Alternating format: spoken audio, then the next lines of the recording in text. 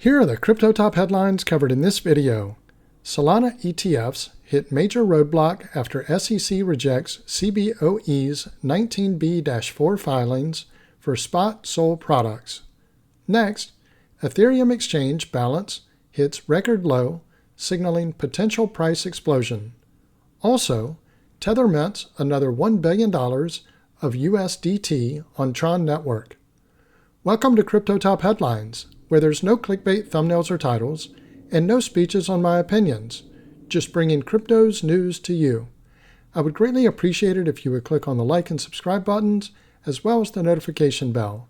It does help support the channel, so thank you in advance for doing so.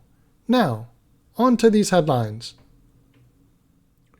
Our first top headline, Solana ETFs hit major roadblock after SEC rejects Cboe's 19B-4 filings for spot SOL products. While it is still too early to conclude, spot Solana exchange-traded funds may not see the light of day in the United States anytime soon. The speculation comes after the Securities and Exchange Commission rejected the Chicago Board Options Exchange's 19B-4 filings for SOL ETFs submitted by Van Eck and 21 shares. SEC turns down Cboe's request. On July 9th, National Securities Exchange Cboe submitted a pair of 19B-4 filings with the U.S. SEC seeking to list Van Eck's and 21 shares proposed Solana ETFs and asking the SEC to make a final decision by March. The offerings aim to provide traditional investors with direct exposure to SOL. According to an anonymous source privy to the matter, the SEC rejected Cboe's filings for the two ETFs.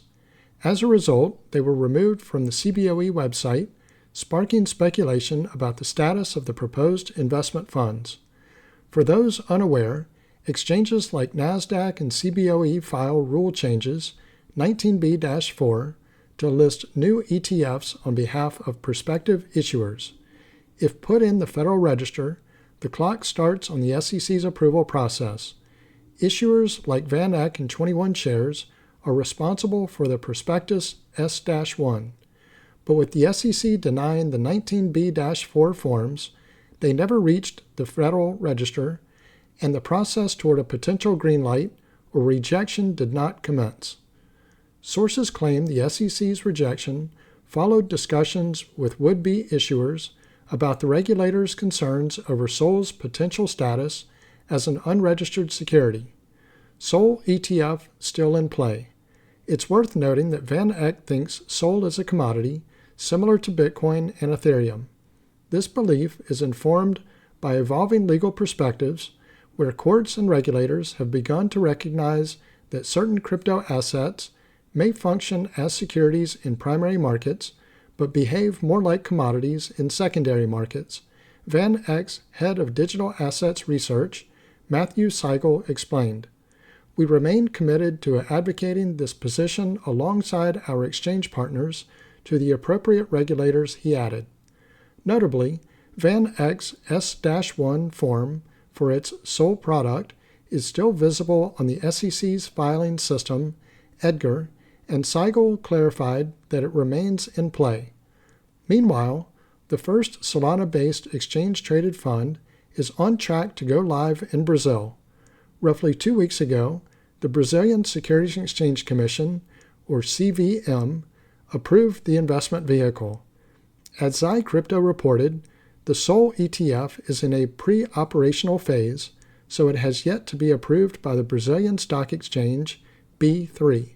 Even so, Brazil's move has sparked hope among crypto community members of a similar trajectory in the U.S.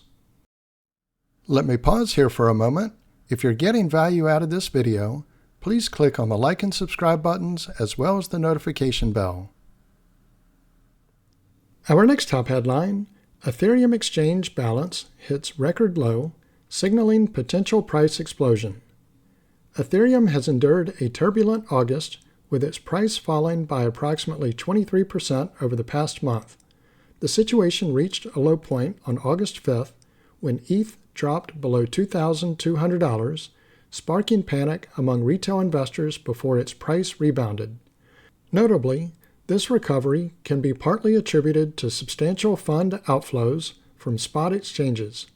Data from CryptoQuant shows that since August 5th, exchanges have predominantly experienced withdrawals, with only a few days seeing minor inflows.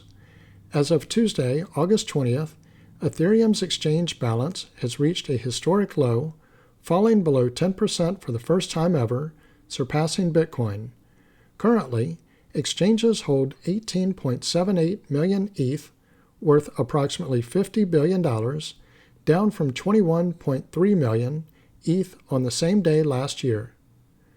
Commenting on this development, Leon Wademan, the lead on-chain researcher at On-Chain Foundation, noted that the sharp decline in ETH held on exchanges could signal a potential price surge for the cryptocurrency.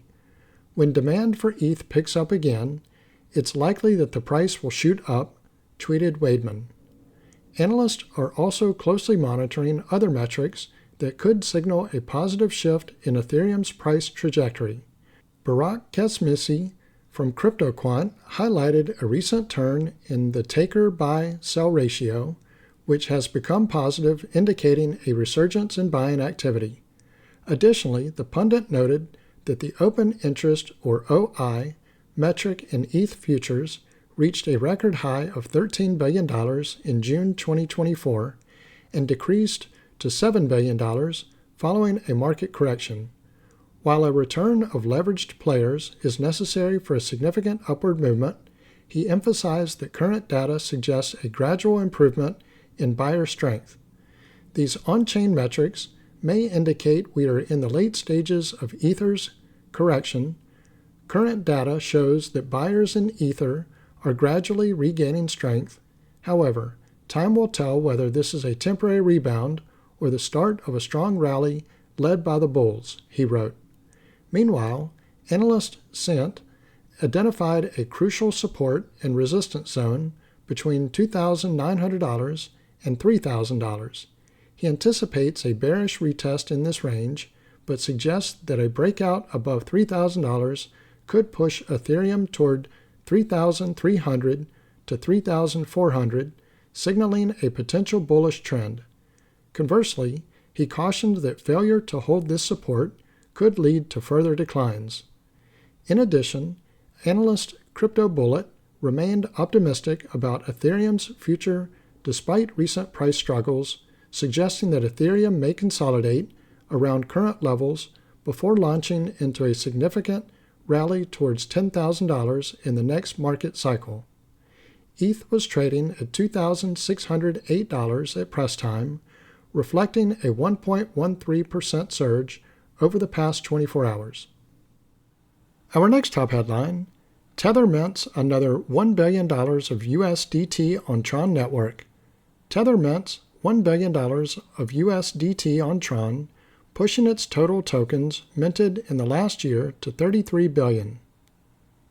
Stablecoin issuer Tether has minted another $1 billion of USDT tokens on the Tron network, bringing the total USDT minted in the last year to $33 billion. On August 20th, blockchain data showed that Tether minted $1 billion of its Tether USDT tokens on the Tron network and sent them to its treasury wallet.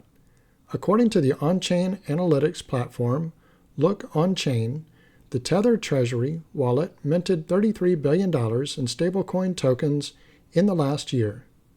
The data platform said 19 billion USDT tokens were minted on the Tron network, while 14 billion tokens were created on the Ethereum blockchain. Tether replenishes stablecoin inventory. Tether's 1 billion mint on Tron follows another token mint of the same value on Ethereum. On August 13th, data tracking platform Whale Alert flagged a transaction that showed that the stablecoin issuer added another 1 billion on Ethereum. Tether CEO Paolo Ardino said on X that the $1 billion transaction was simply a USDT inventory replenish on Ethereum. The executive said that the transaction was authorized but not issued, which means that it will be used as inventory for the issuer's next batch of issuance requests and chain swaps. In traditional businesses, inventory replenishment requires stock orders to meet demands. Similarly, Tether may create USDT to maintain a sufficient supply and hold them until they are officially issued. This ensures smooth liquidity management without an immediate release into circulation. Cointelegraph reached out to Tether for comments but did not get an immediate response. While Tether did not publish official statements regarding the new 1 billion tokens on Tron, it is likely to have the same purpose as the recently minted USDT tokens on Ethereum. According to Tether's transparency page, the stablecoin issuer's treasury only has $36 million of USDT tokens on Tron that are authorized but not issued as of August 19th. This means that Tether may be running low on USDT on the Tron network, highlighting a strong demand for the stablecoin on Tron. Tron currently leads the stablecoin supply market. On August 16th, Coinmetrics data showed that the network commands 37.9% of the total stablecoin market share, with over $61 billion in stablecoins in the blockchain. So this concludes Crypto Top Headlines. If you haven't already done so, don't forget to click on the like and subscribe buttons as well as the notification bell. Also, leave your thoughts in the comments and share this video with your friends and family. Thank you all for watching Crypto Top Headlines, bringing crypto's news to you.